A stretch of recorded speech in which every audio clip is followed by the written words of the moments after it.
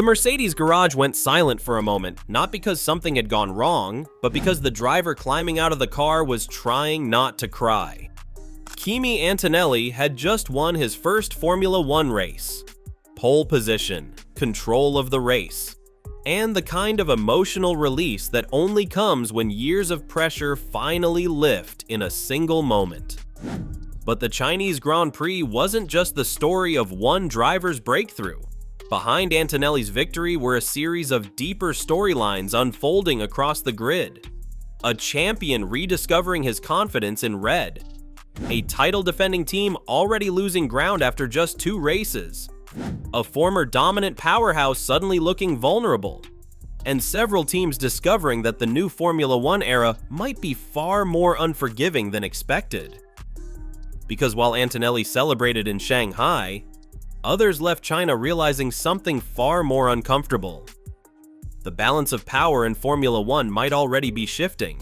The race itself didn't begin perfectly for Kimi Antonelli. Despite starting from pole position, he immediately lost the lead off the line. Lewis Hamilton, now driving for Ferrari, launched brilliantly and surged into first place as the field thundered down toward turn 1. For a moment, it looked like the young Italian's opportunity might slip away almost instantly. But what followed was the first real demonstration of why Mercedes believes Antonelli is the future of the team. Instead of panicking, he responded with calm precision. Within a handful of laps, Antonelli closed back in on Hamilton. His Mercedes W17 looked stable through the high-speed corners of Shanghai, and when the opportunity appeared, he executed the overtake cleanly. Once he regained the lead, the race began to settle. Behind him, the battle intensified. George Russell and Charles Leclerc were locked in a fight behind Hamilton, allowing Antonelli to slowly extend his advantage. At one stage of the race, even after Russell climbed into second place, Antonelli managed to pull out another 2.5 seconds of gap at the front. It was the kind of measured control that rarely appears from a driver so early in his career, and yet the most human moment came near the end. In the closing laps, Antonelli made a mistake. Approaching the hairpin, he locked up heavily, smoke pouring off the front tires. For a brief moment, it looked like the victory could disappear. Antonelli later admitted the moment gave him what he described as a heart attack. But he recovered, regained control, and carried the car home.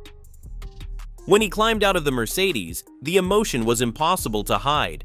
Just as Rubens Barrichello had done after his breakthrough victory at Hockenheim in 2000, Antonelli didn't try to hold it in. He simply let the moment happen. And for fans watching around the world, it was a reminder of something Formula One sometimes forgets to show. Even in the most technical sport on earth, the human moments still matter most. But while Antonelli was celebrating the biggest moment of his young career, other teams in the paddock were already realizing the race had revealed some much darker truths. 2 races into a 22-race season, Oscar Piastri had not completed a single racing lap. That statistic alone tells the story of McLaren's nightmare start to the 2026 season. Just a year earlier, the team had been celebrating a championship victory. Their development focus had shifted early toward the new regulations, sacrificing the final part of the 2025 season in order to prepare for 2026. Everything was supposed to begin strongly. Instead, the Chinese Grand Prix exposed a critical problem. Neither McLaren car even started the race. Lando Norris's car suffered an electrical issue within the power unit system. The team lost communication with a component inside the unit, leaving them unable to safely send the car onto the track. At almost the same moment, Oscar Piastri's car encountered a different failure linked to the same area of the power unit. The timing made the situation particularly alarming. 2 separate failures, same general component, both occurring minutes apart. Andrea Stella described the scenario as exceptional and uncharacteristic, but the consequences were brutal. While Mercedes celebrated a dominant 1-2 finish, McLaren scored 0 points. In a championship fight where every race matters, losing an entire weekend's worth of data and results can quickly become damaging. Norris now had only a single 5th-place finish from the opening 2 races. The defending champion was already falling behind. Interestingly, the issue doesn't appear to be purely related to Mercedes' power unit performance. The factory Mercedes cars ran reliably throughout the race weekend, aside from a small glitch affecting George Russell during qualifying. That leaves another possibility: the installation of the power unit inside the McLaren chassis. Customer teams rely heavily on the information shared by the engine manufacturer during preseason preparation periods. If something is misunderstood or missed, the consequences can be serious. And in China, that possibility suddenly became impossible to ignore. For McLaren, the disappointment wasn't just about performance, it was about lost opportunity. As Stella admitted after the race, the most painful consequence was simple: points. Because while the season has barely begun, the championship race may already be accelerating away from them. If Kimi Antonelli's victory represented the future of Mercedes, Lewis Hamilton's podium finish in China represented something equally powerful: proof that he still belongs at the very front of Formula One. After a difficult transition into Ferrari machinery, the 7-time world champion delivered his first podium for the Scuderia. And he did it by beating the man many believe is Ferrari's future: Charles Leclerc. The battle between the two Ferrari drivers became one of the most fascinating subplots of the race. After Antonelli escaped up the road, the fight for the remaining podium positions intensified. George Russell eventually used the superior pace of the Mercedes to secure second place, but behind him, Hamilton and Leclerc were locked in a tense duel. It was aggressive, close, and slightly uncomfortable for Ferrari's management watching from the pit wall, because the stakes felt larger than a simple podium. Ferrari has long been considered Leclerc's team. The Monegasque driver grew through the Ferrari system and has often been seen as the emotional center of the organization. But now, standing beside him in the garage is one of the most successful drivers in the history of the sport, and in China, Hamilton won the first real fight between them. After the race, Leclerc appeared relaxed in interviews. He even joked about the battle over team radio during the race itself. But Formula One history suggests appearances can be misleading. Nico Rosberg once described a similar moment after his famous battle with Hamilton in Bahrain back in 2014. After the race, Rosberg smiled, laughed, told reporters it was the most fun he had ever had in a car. Years later, he admitted the truth: he had been furious. Drivers, he explained, sometimes need to perform a little bit of Hollywood. Leclerc may find himself facing the same situation now. Because Hamilton's podium didn't just earn Ferrari valuable points, it sent a message: the champion still has the speed. And if Lewis Hamilton begins believing that again, Ferrari may soon have a very different internal dynamic to manage. For nearly a decade, Red Bull Racing defined the competitive benchmark in Formula One. But the Chinese Grand Prix suggested that era might finally be ending. The team entered the 2026 season already undergoing enormous internal changes. Christian Horner's departure marked the end of one leadership era.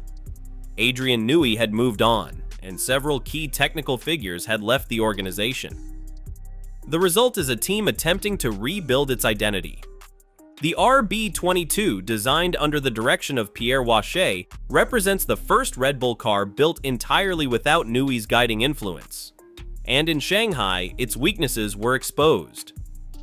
Max Verstappen struggled throughout the weekend.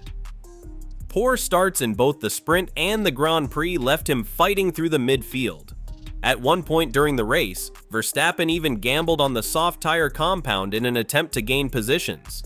He managed to fight his way back into contention, overtaking several cars with his usual aggression. But the race turned against him once again when a safety car appeared almost immediately after his pit stop. That timing dropped him back to 14th position. Even then, Verstappen continued to push. He recovered to 6th place, passing Alpine drivers and attempting to close the gap to Haas's Oliver Behrman. But the race ended before the comeback could continue. An ERS cooling issue forced Verstappen to retire before the checkered flag. Data analysis after the race revealed another troubling statistic. Red Bull was losing an average of 1.7 seconds per lap through high-speed corners. Not because of engine power, but because of aerodynamic instability. For a team once defined by aerodynamic brilliance, that number carries serious implications. And with Mercedes, Ferrari, and even McLaren appearing faster overall, Red Bull suddenly finds itself fighting for 4th place in the championship, a position that would have seemed unimaginable only 2 years ago. The 2026 Chinese Grand Prix revealed more than just a race winner. It exposed the early shape of an evolving Formula One landscape. Mercedes appears strong once again, with both experience and youth delivering results. Antonelli's victory showed that the next generation of drivers is already capable of leading races under pressure. Ferrari, meanwhile, has discovered a powerful new internal dynamic. Hamilton's resurgence could create both opportunity and tension inside the team as the season progresses. McLaren faces the opposite challenge. A car that looks competitive in qualifying but fails to deliver reliability could quickly turn a championship defense into a recovery mission. And Red Bull finds itself in unfamiliar territory. A team once defined by dominance now appears to be rebuilding after the departure of key figures who shaped its success. Even smaller teams like Haas are beginning to capitalize on these shifts, which is exactly what makes Formula One so unpredictable. Because sometimes the biggest stories in a race aren't the overtakes or the podium celebrations. They're the signals hidden underneath the results. Signals that tell us where the sport might be heading next.